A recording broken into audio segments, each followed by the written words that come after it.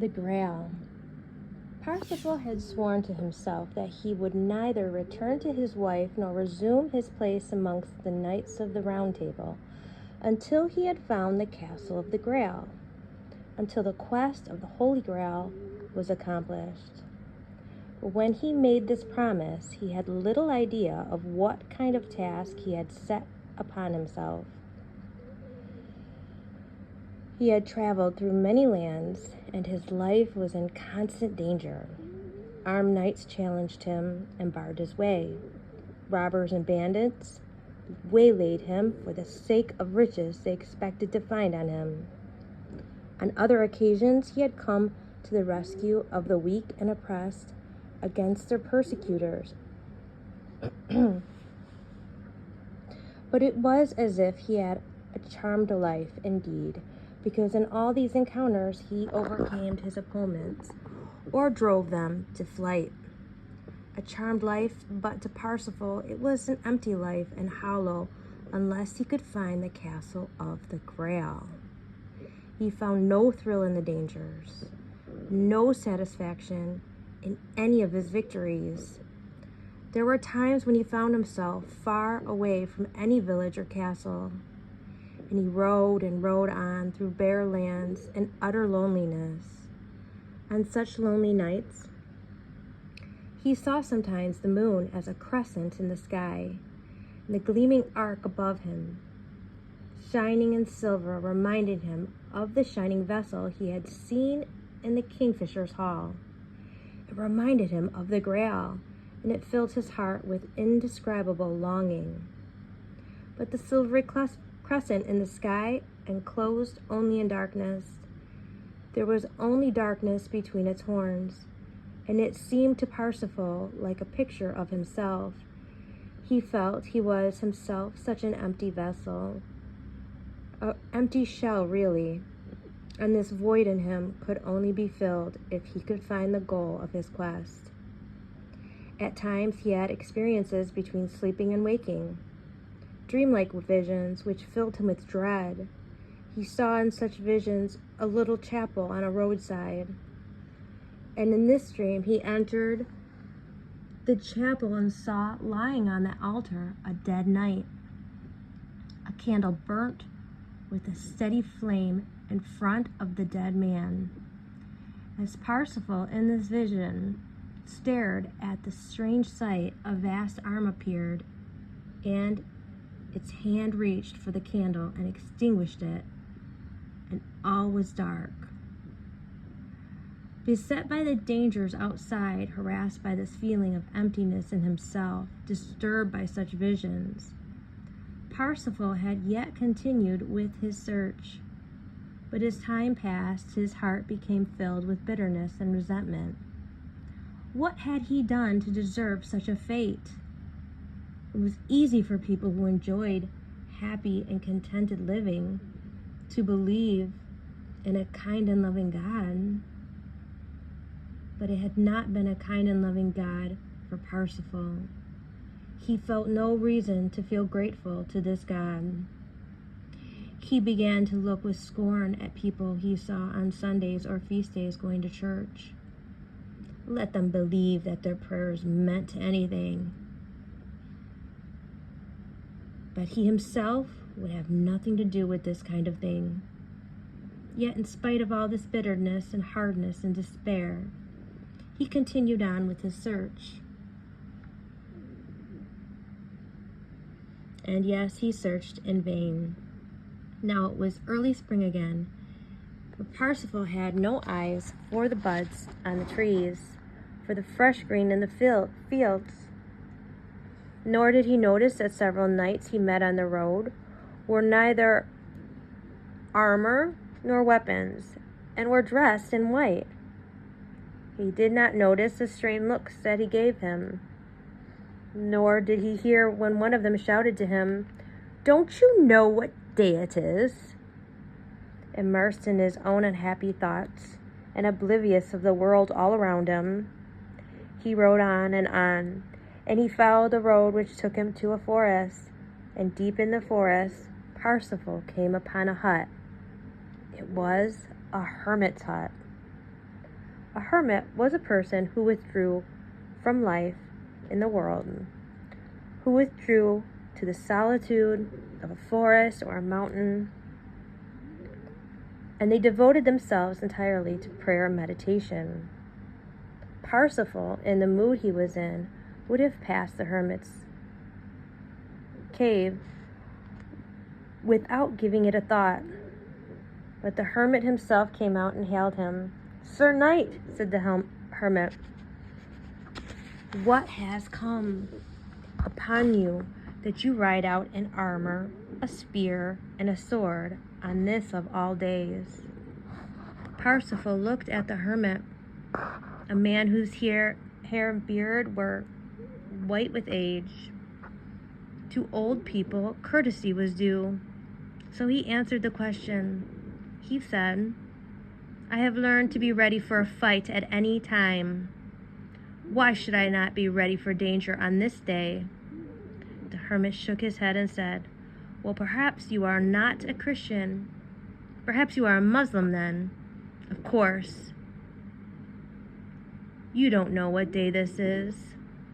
But amongst Christian folk, this is a day in which no battle is fought, on which no tournament takes place, a day on which no sword can be drawn, no knight will put his armor on, or even carry weapons. Today, Sir Knight, is Good Friday, the day on which Christ died on the cross. On this day, in remembrance of him who gave his life but would not allow Peter to defend him with a sword. On this day, no Christian will engage in fight or harm another man. Are you not a Christian?" Parsifal answered, Oh, yes, I remember that rule now. One of the many I was taught, and they brought me such little happiness. But whether I'm still a Christian, I do not know. I have not entered a church nor offered a prayer to God for many a year, and I would be a liar if I did. I do not even want to think of God, for all he has given me is a fruitless search and grief and sorrow. He has forgotten me as I have forgotten him. The hermit sighed again. He said, "This is but foolish speech.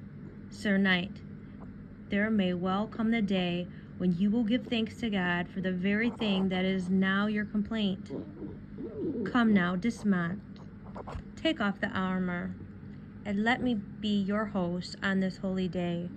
Perhaps you can tell me what has made you so sore at God in this world." Parsifal hesitated, for what use was it to tell this old man of his troubles? But then he felt that it would be a relief to unburden himself to a sympathetic listener. Soon divested of armor and weapons, he told the hermit that he had now been for many years on a fruitless quest, a quest for the Grail. "A quest for the Grail," said the hermit. "Don't you know no one can find the Grail unless the Grail itself calls him?" "I know it, for I have been myself a knight of the Grail before I became a hermit." You have been a knight of a Grail?" cried Parsifal. Yes, I was," answered the hermit. "And as you are a seeker for the Grail, I will tell you the story. At the time of Christ, there lived amongst Jews a very pious man, and he was a follower of Christ. His name was Joseph of Arimathea. When Yeshua HaMashiach, the Christ, celebrated the Last Supper with his disciples, it was the house of this man, Joseph. And the cup with Yeshua and the disciples used to drink the wine of and the Last Supper remained with Joseph, and he guarded it as a holy relic, for it has power such as no other vessel has. And there was also another holy thing that remained in the keeping of Joseph. It was the spear. the spear that pierced the side of Christ when he was on the cross. In secret, the cup and the spear were passed from generation to generation, and only their guardians knew where they were. In time, the cup and spear became the keeping of a noble knight, a man without fault and without vice. He was told in a dream to build a castle to house the cup and the spear, and that the best knights would be called to serve and guard the holy things.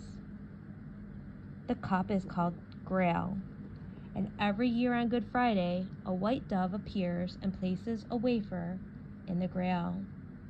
This gives the Grail its powers, for those who see the Grail need no other nourishment.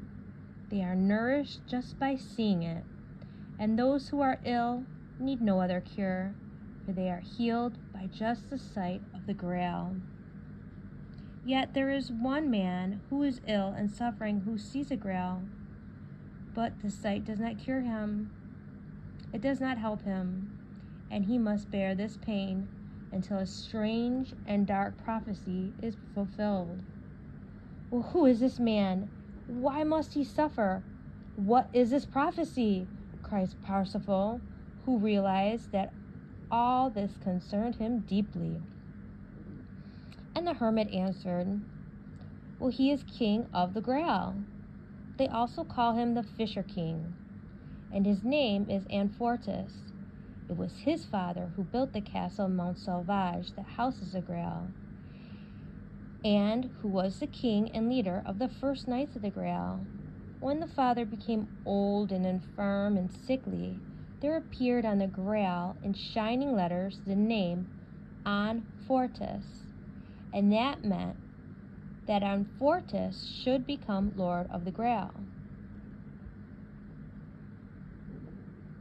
And Anthroposophy was a valiant knight and did great deeds in the service of the Grail. But no servant of the Grail must seek adventure and battle to gain glory and honor for himself. Only selfless deeds can be done by the knights of the Holy Grail. Anthroposophy sinned against this rule, and for a woman's sake, to gain the glory and favor of her eyes, he went and he made war. It was in these fights that he received the wound, and no herb, no ointment in the world can heal it, nor does the Grail heal it. That is his punishment for having failed as the king of the Grail, to remain free of vanity and selfishness. But when he was brought back to the castle, there appeared writing on the Grail that said, wait for the day when he comes who will ask, O king, what ails you? And when he asks, the wound will heal, yet no one must to him reveal that he should ask out of his own compassion, he must ask alone. And since Anthroposophy has been in never-ending pain, hoping and living for the day when the deliverer should come, but I myself left the service of the Grail to pray for him, to pray that God may hasten the day of his deliverance. For you see, I am his brother, Tresversiant. I gave up the privilege of seeing the Grail, the honor of being its keeper, in the hope that my sacrifice would be accepted by God and shorten my brother's agony. Since then, I heard that a night did come, but alas, the fool asked no question at all, and so he earned shame and not honor. The hermit fell silent, Parsifal too. Should he tell Tresversiant that the hermit who he really was? But he had never lacked courage, and so he did. He said to the old man, I was the knight. I kept silent at the sight of the Grail, and at the sight of the suffering king. I am Parsifal, son of Herzeloida. I was brought up in the forest, and when I left the forest and learned the rules of courtesy, I was foolish enough to let them prevent me from asking the question. At these words, Tresversiant took the young man's hand in his own and said, Whatever you have done, son, I am glad to see you. Parsifal, you are my sister's son. Queen Herzeloida was my sister, and the sister of the poor King Anfortas.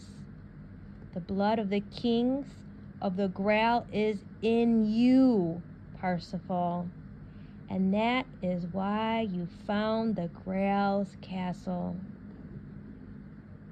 Yes, said Parsifal with great bitterness, and that privilege given to me by my blood, I have lost it, and now I cannot find the Grail, and I have spent many fruitless years on this quest. No, said the hermit, no, you did not. I feel it is no accident that has brought you here on Good Friday. The hand of Providence that has brought you to me will also guide you at the right time to the Grail and to the deliverance of your uncle, the Lord of the Grail. And when that time comes, you will perhaps also understand that your long search and what you suffered was not in vain at all. For the first time in many, many years, there was again hope in Parsifal's heart. He now had a feeling that there was a higher wisdom in this human destiny than what he knew. He was a different man when, some days later, after Easter, he left Trezvezerant to continue his quest for the Holy Grail.